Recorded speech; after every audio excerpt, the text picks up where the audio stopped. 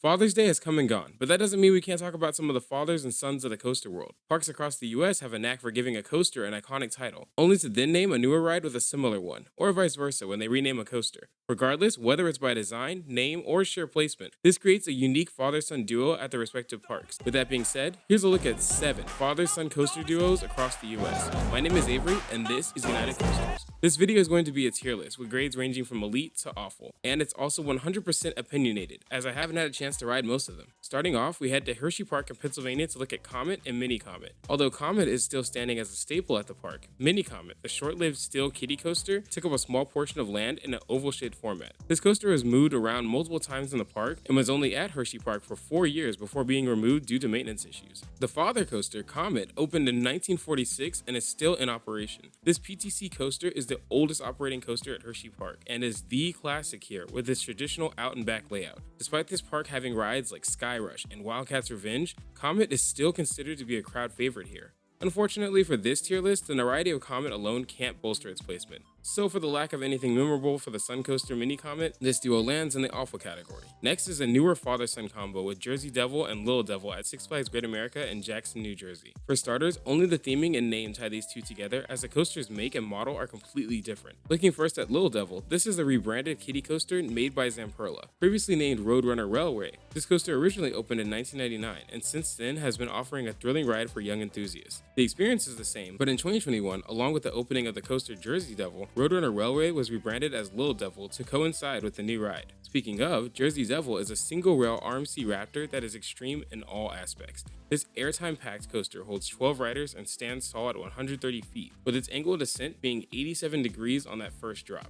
This is much more targeted toward older thrill seekers. In the case of tier placement, the connection of theming, proximity, and vast difference of target audiences gets green checks in all boxes for me. This makes the father-son duo a solid placement in the elite row. Our next stop is Six Flags Over Texas in Arlington, where we compare the duo Runaway Mine Train and Mini Mine Train. These coasters carry a balanced synergy in both name and manufacturer, as both of them were made by Aerodynamics. Looking into the father coaster more, Runaway Mine Train is one of the first mine trains opened in the world and offers a long ride with 3 lift hills and theming throughout. Although it's not the flashiest coaster, it is the oldest operating in the park, and I can personally confirm to you that it has some thrills, especially on that third drop. Mini Mine Train complements the former completely, as it's placed right next to Runaway Mine Train. It's also the second oldest coaster in the park, offering mini kids their first coaster experience before they take on the objectively more intense coaster next door. Due to its proximity and shared theming, I like to put them in the awesome category. But since the variety of these coasters aren't that expressed, it's gotta go into mid. On top of that, the target audiences don't contrast that much differently,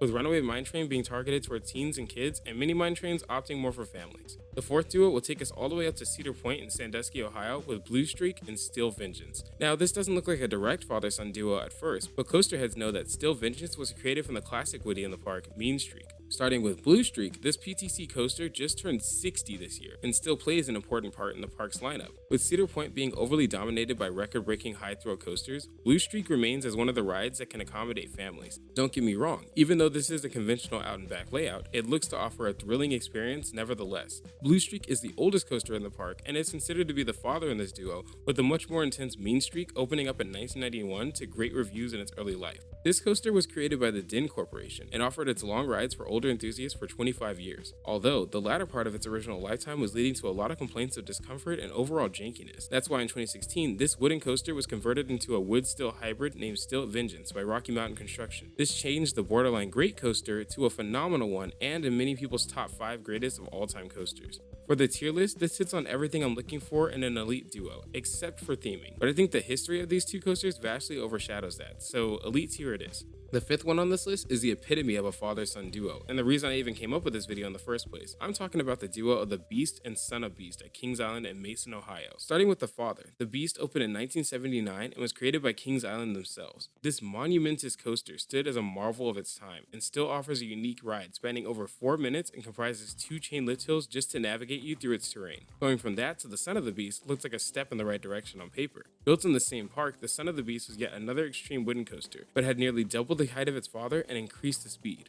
Moreover, this wooden coaster featured a vertical loop, granting riders the unique experience of an inversion on a wooden coaster for the first time in the year 2000. Although, this coaster was constantly plagued by maintenance issues, loss of speed, and complaints of injuries from its riders. That made this RCCA-built coaster have a short life, with almost every year having something to be changed on this ride. That included its iconic vertical loop being removed in the 2006 and 7 season. Ultimately, this led to its closure and removal in 2009. In terms of the list, despite the duo being short-lived and its lack of differences in target audiences, I feel like it's a must to put this duo in the elite category. Like I said before, these coasters were my inspiration for the entire video, and even with me placing it in the elite column, I still feel like I didn't give them enough justice for their importance. So with that being said, I've linked both the history of the Beast by Defunctland and the documentary of Kings Island from Airtime Thrills in the description right below the subscribe button. Go ahead and give them a watch after finishing this video. Going into our second to last duo, we go to Pennsylvania to look at Phantom's Revenge and Little Phantom at Kennywood. Speaking on the father coaster first, Phantom's Revenge is a legendary terrain coaster and an airtime machine.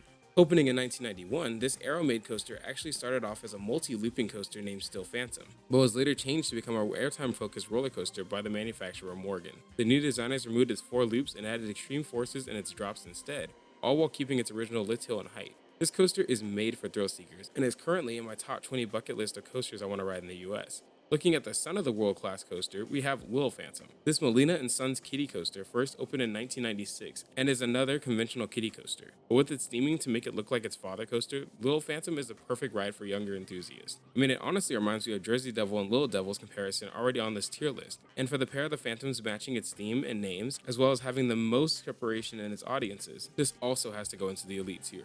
And now that I'm thinking about it, Jersey Devil and Little Devil's duo can actually go into the awesome category, only because Little Devil was rebranded, unlike Little Phantom, that had its name from the start. Finally, the last duo is in Busch Gardens, Tampa, with its father coaster Montu and the son being the newest coaster, Phoenix Rising, set to open this year. Unlike all the other coasters on this list, these two don't share any similarity in their names. However, when you consider the types of these coasters and the fact that they're manufactured by the same company, one may think they are a pair. Montu is arguably one of the best B&M inverts in the world and has stood the test of time, being over 28 years old. This coaster is tailored for extreme thrill seekers and does not disappoint with its total of 7 inversions. The theming alone makes it look like you've been transported to Egypt rather than in Florida, and just watching the POVs still gets me excited. With all that said, Busch Gardens is opening up a brand new coaster named Phoenix Rising at the same park. This is a family suspended coaster aimed for the whole family with its less aggressive turns and 0 inversions. However, what really cements this pair as a duo for me is the theming.